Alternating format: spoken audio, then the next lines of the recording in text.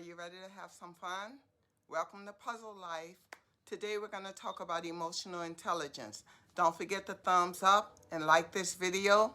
Let's go over and do a puzzle.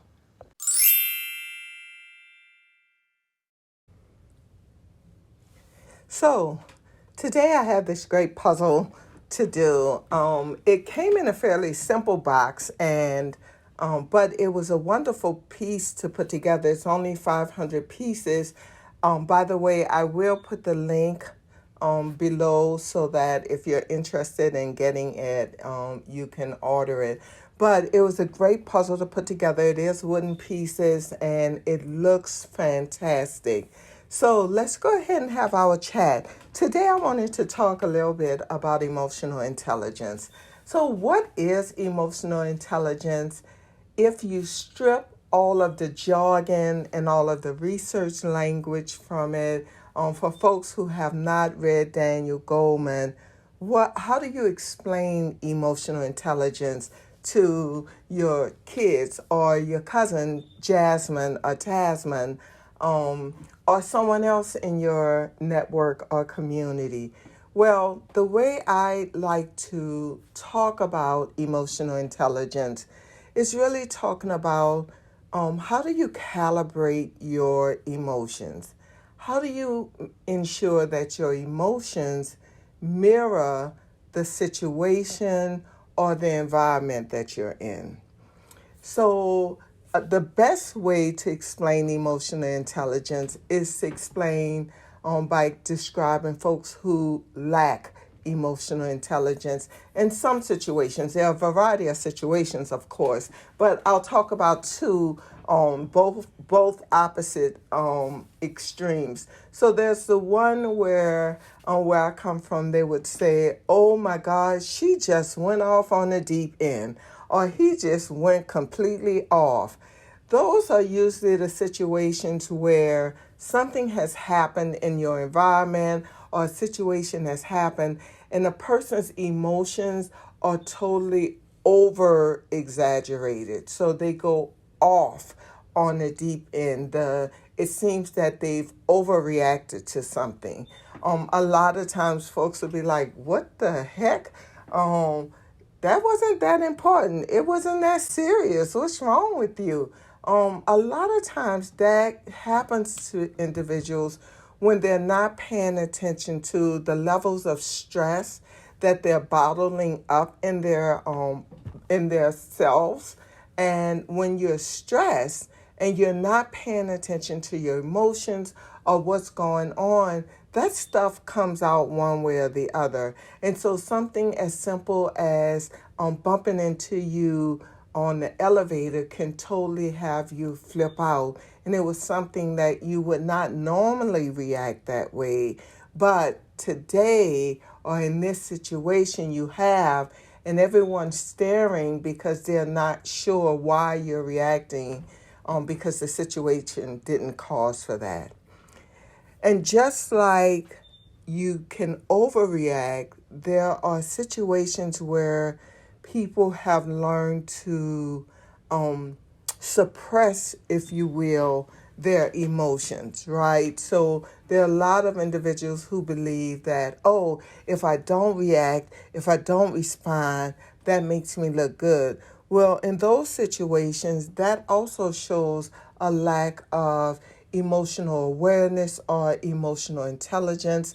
When you come across as flat or you come across as cold, I've heard it called that a couple of times. It's when something happens, let's say something traumatic happened in a family and a family member continues to function in their usual manner. They're able to hold conversations, go to work, continue to do their day-to-day activities without being overcome. Now, some folks, don't get me wrong, have learned to have really positive and healthy ways of getting the stress out of their systems. But some folks actually use the suppression as a mechanism for the public or for others, that I'm going to show I'm in control, that I'm a strong person, that I can handle this. In those cases, what happens is you're bottling up your emotions or how you're feeling and not giving credence to it. It's almost like, think about having a soda and shaking it up. And because that bottle is on it, all that carbonated liquid, the activation of it, it can't come out. But if you open that top, it all comes out, right? That's the same thing that happens for people who tend to suppress their emotions. They walk around, they don't react. I see this a lot in the workplace, that folks equate this sort of non-reaction or no reaction to being professional. What it does is it looks like they're not attuned to what's happening in the environment, right? So if someone says something or does something and it displeases you or hurts your feelings, there's nothing wrong with saying, I'm sorry, can you explain what you said? That hurt my feelings, or that came across as very nasty, ugly, or mean-spirited. You can say that in that manner and not, and that is not an overreaction. But if someone says something and then you just look and don't say anything, but you know in the inside it hurt or it caused some sort of emotional reaction, but you're trying to display that it doesn't. What I like to term this as is, everybody likes this, let's fake it until you make it. Fake it until you make it. Well, for me, you better speak it before you leak it, because if you don't say it, it comes out one way or the other, either in your attitude, in your behaviors. This could be in the workplace, this could be in your home, it could be in your social life. If you don't speak it, you're going to leak those emotions either in other ways. So I don't believe in that term, fake it until you make it, because I do believe that there are times where you should be reacting. Now, whether your reaction is appropriate is where the term I talk about, calibrating, comes in.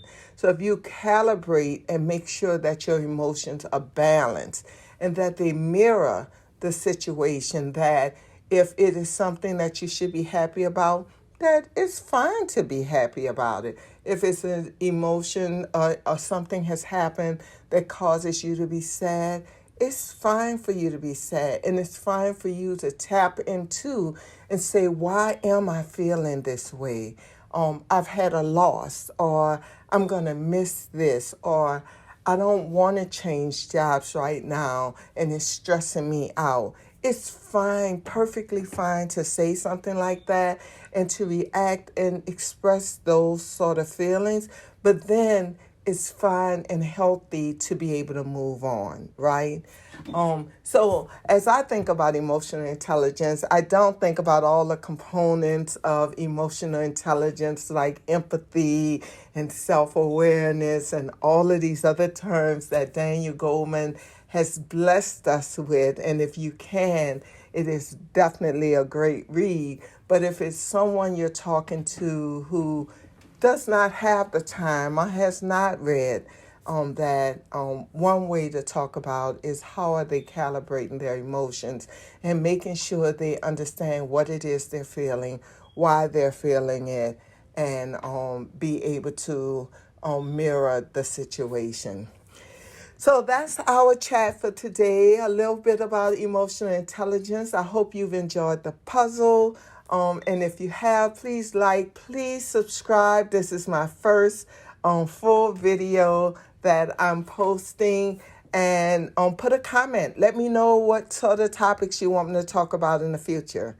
Till then, talk to you later. Bye.